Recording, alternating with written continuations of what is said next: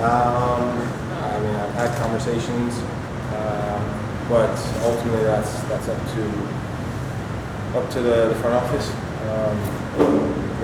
I think we've got a good group of goalkeepers, a good understanding of each other, how we work, how we go about our business on a daily basis, push each other and make each other better. Any just thoughts on Eric's leaving? It's a great opportunity for him, obviously, with the national team. Hopefully still get to see him, some bit in the next couple of years, but it's a great opportunity. When you look at what that position actually is, it's the highest position in this country for goalkeepers. So he gets to be the top dog, and he puts in the work before he deserves it. I think he's an excellent goalkeeper.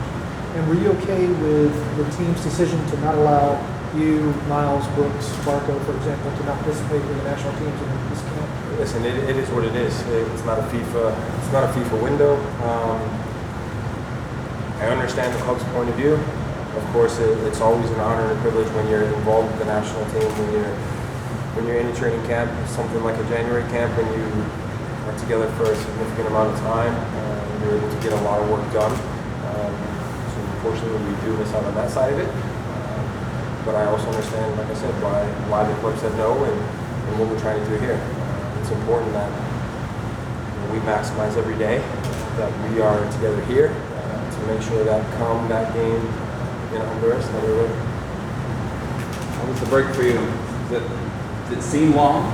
Yeah, it's after the first couple of weeks, you're almost itching to get back into the swing of things and get back to doing things, but it was also nice to spend time with the family, so that part was good.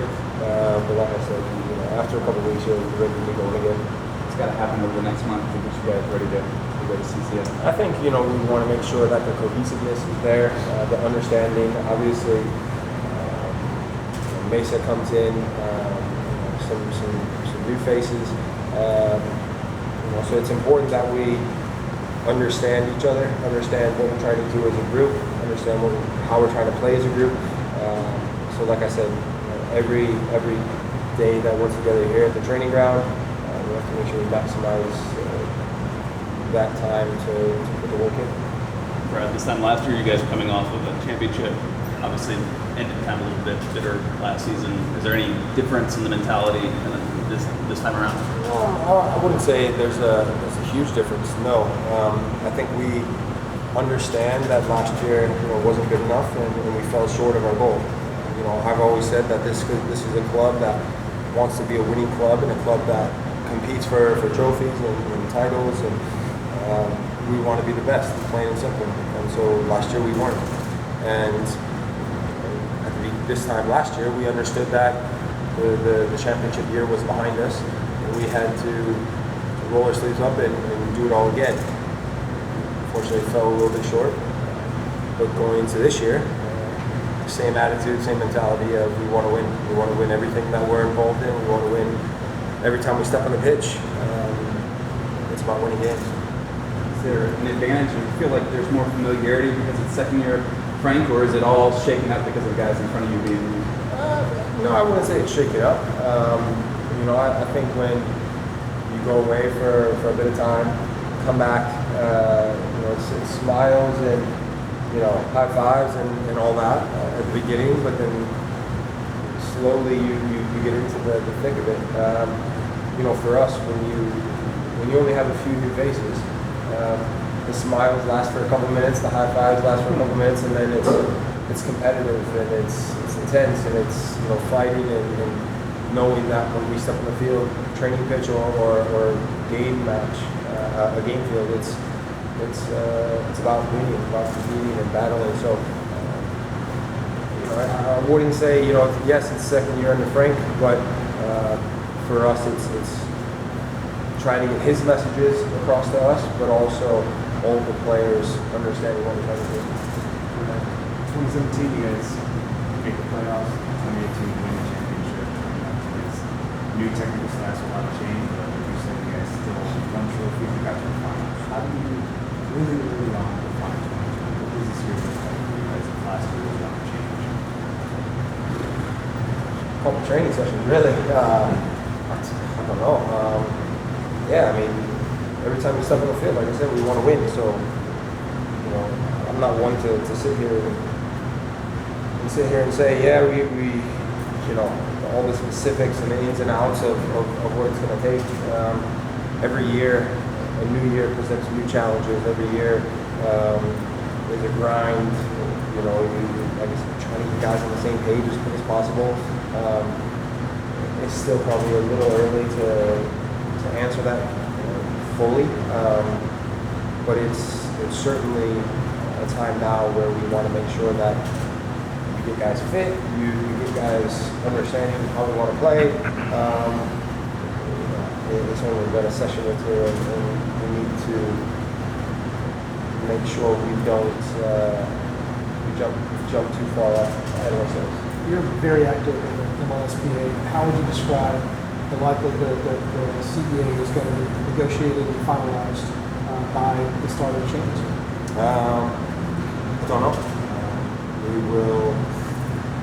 We'll wait and see. You know, those conversations are ongoing. Yeah, I know speaking throughout the off season with players, with lawyers, having meetings, getting guys together in DC, and making sure everyone's aware of what's going on. Those conversations from our side have been very good in terms of being unified and understanding where we're at. And now, you know, the plan I know going forward will be to sit down with the league and have those conversations with them.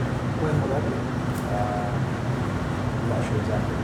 But I mean, Can't give you too much information. I know y'all are unified and you're clear on your plan, but from what you're hearing from the owners, does it seem likely that this is going to get done?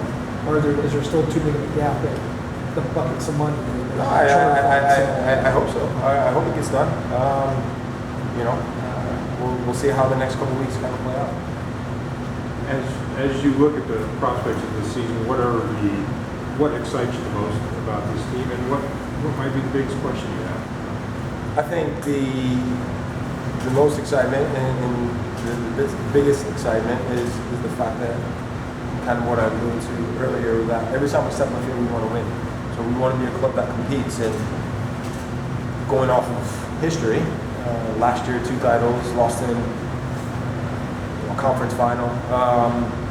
You know, we do compete for things, and so that part is what drives us as players.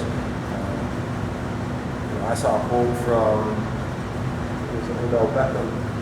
He said, "You don't play the game just to show up and play. He plays the game to try and win a Super Bowl, regardless of what team he's on." And that's what we do. We show up and we try to win games to put us in place to get to the playoffs, to win MLS Cup, to win the US Open Cup, Champions League. That's what it's about. We play professional sports to win, and so that's the biggest part that excites me. And in terms of what worries me, at the minute, nothing. We only had 1 training session, so it's happy days. You know, obviously as preseason goes along and trainings go along and preseason games come along and Champions League starts, new concerns obviously arise, and you look to deal with those and try to solve those problems as they come along. Are you going to be better than the Browns? I hope so. If you're quoting Odell Beckham. Yeah, right. Yeah. Brad, do those young guys that are here now, do they realize the standard and the expectations that this club has? I think they're slowly starting to. I think when you sit down and have conversations with them, it's easy to talk and understand, you know, yes, we've won an MLS Cup, yes, we've won a US Open Cup, and everyone talks about us being a big club on the outside, but when you walk through that front door and you step out onto the training pitch and you realize the intensity of training, it's day one, and you realize how intense it is, the demands that are put on the players, the standard that we've set for ourselves. It's a bit of a different story then. It's a bit of an eye-opener for them, and that part is trying to help them along. But at the same time, you know, you can only hold their hands for so long.